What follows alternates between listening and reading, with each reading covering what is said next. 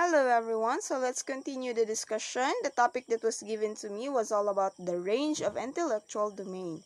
So individuals with intellectual disabilities are classified according to the IQ scores. So the average scores of an IQ test is typically set at 100. This scores is considered to be normal to be average or normal intelligence. However, it's important to note that IQ tests can vary in this scoring system and interpretation. IQ scores are often standardized, meaning they are compared to scores of a representative sample of the population. Scores above 100 indicate above average intelligence, while scores below 100 indicate below average intelligence.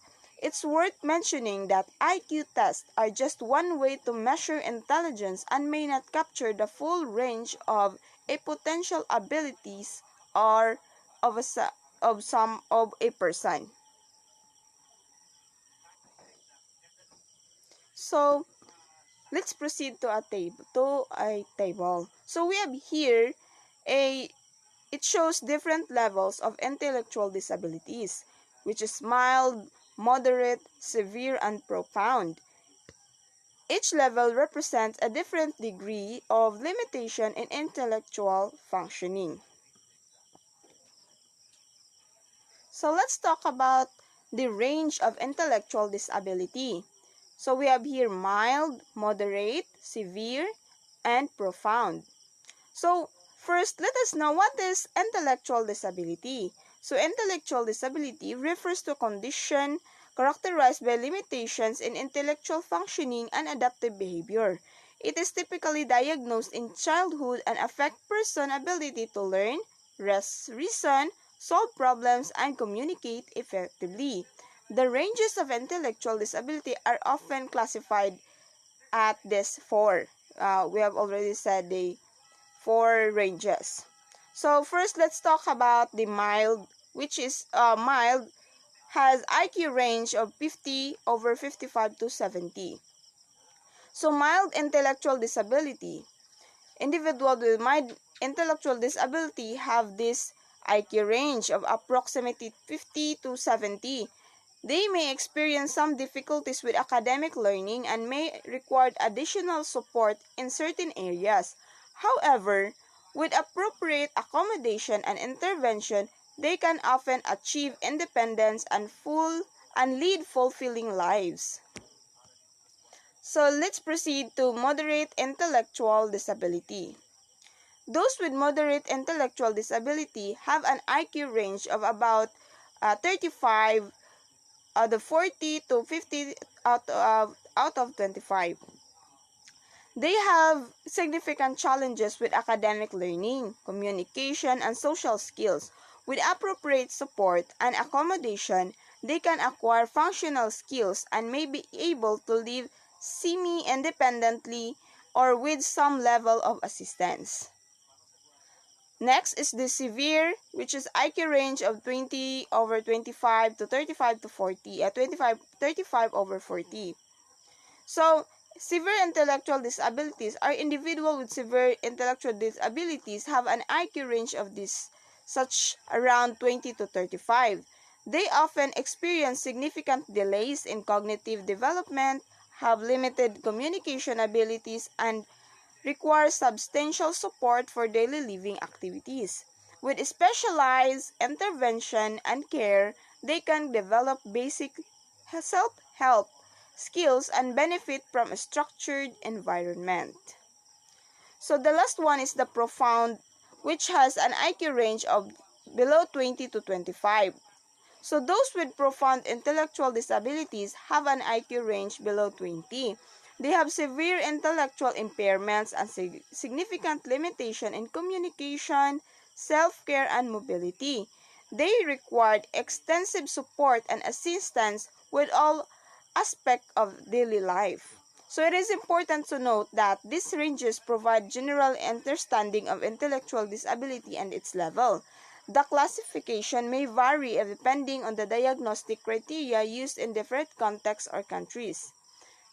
Additionally, it is essential to remember that individuals with intellectual disabilities are unique and can possess a wide range of strengths, abilities, and potential growth and development.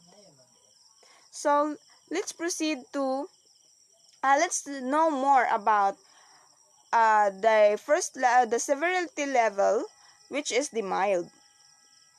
So when we say mild, based on when we base it into a student, based on a student with mild intellectual disability, they may have an IQ range of approximately 50 to 70. This means they may experience some difficulties in academic learning, solving, and communication skills. However, with appropriate support and intervention, can lead independent and fulfilling lives.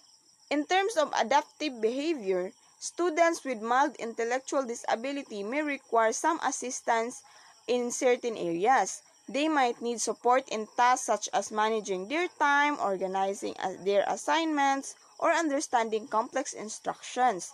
With support from teachers or special education professionals, they can develop strategies and skills to overcome these challenges. In the classrooms, students with mild intellectual disability may benefit from individualized educational plans, which is the IEP, and accommodation tailored to their specific needs. This can include modification to curriculum materials, additional time for assignments and tests, or the use of assistive technology.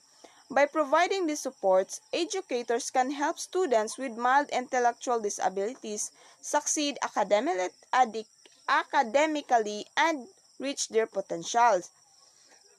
So outside of academic, it is important to promote social inclusion and provide opportunities for someone with mild intellectual disability to engage in social activities and build relationship with peers.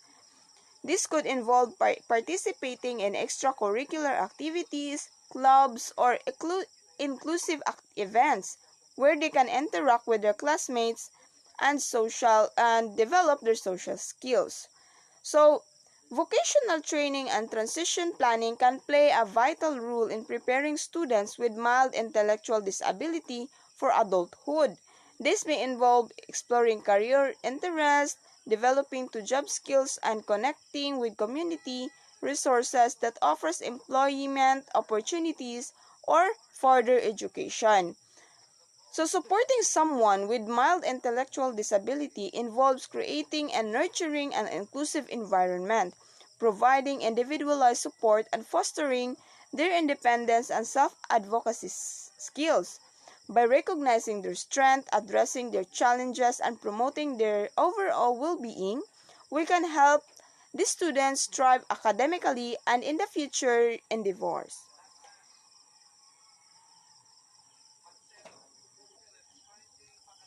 So let's proceed to the conceptual domain. So, no obvious conception differences for preschool children. Next is the for school age children and adults, difficulties in learning academic skills involving reading, writing, arithmetic, time, or money with support needed in one or more areas in order to meet age-related expectation. So in adults, abstract thinking, executive functioning, and short-term memory as well as functional use of academic skills are impaired. And last is somewhat concrete approach to problem and solution compared with age mates. Next is the social domain. So more immature in social interaction compared to typically developing age mates. Communication, conversation, and language are more concrete or immature than expected for age. Difficulties in regulating emotion and behavior in age-appropriate fashion. So difficulties are noticed by peers in social situation. Limited understanding of risk in social situation. Social judgment is immature for age, and the person is at risk of being manipulated by others. So last is the practical domain. So the practical may function age appropriately given personal care. Need some support with complex daily living tasks in comparison to peers.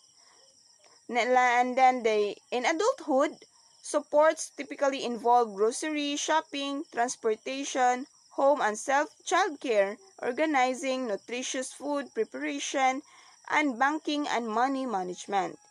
Recreation skills resemble those of age mates, although judgment related to well-being and organizing around recreation requirement support. And in adulthood, competitive employment is often seen in jobs that do not emphasizes conceptual skills. So the next level of severity will be tackled to us by Miss Brittany Rosalida.